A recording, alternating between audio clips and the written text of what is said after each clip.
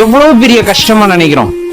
அதாவது உட்காந்து ஒரு அரை மணி நேரம் அழுகணும் அப்படிங்கிற மாதிரியான கஷ்டமா இருக்கும், இல்ல 4-5 நாளைக்கு உட்காந்து அழுகணும் அப்படிங்கிற மாதிரியான கஷ்டமா இருக்கும். ஆனா கண்ணுல துளி தண்ணி வந்திருக்காது, கண்ணுல துளி தண்ணி வந்திருக்காது.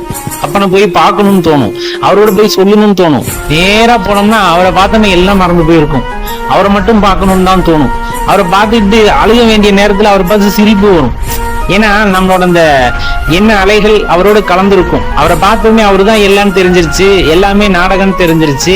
அதுக்கப்புறம் நான் உன்கிட்ட என்னத்தை போய் சொல்றது அப்படிங்கிற மாதிரியான அந்த எண்ணம். அதே போலதான் உச்சகட்ட சந்தோஷம் வந்தாலும் அவர்கிட்ட போய் பகிர்ந்துக்கணும்னு போகும்போது அவரை பார்த்ததுமே எல்லாமே மறந்து போய் அப்படியே பொம்மை மாதிரி நின்றுகிட்டு இருப்போம்.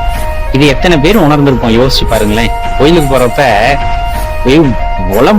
புலம்புன காலம், பாதியை சொல்லி பாதி மறந்த காலம், கடைசியா எல்லாத்தையும் மறந்து எல்லாமே உனக்கு தானப்பா வந்த கஷ்டம், எனக்கு என்ன அப்படின்னு விலகி நின்று வேடிக்கை பாக்குற காலம். காரணம் நீ எனக்குள்ள இருக்க.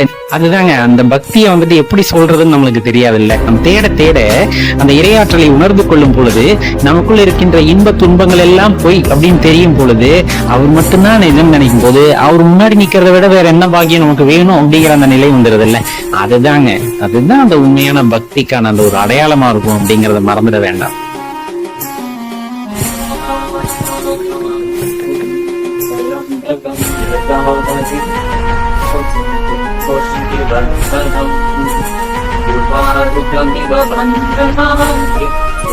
Om Shri Ram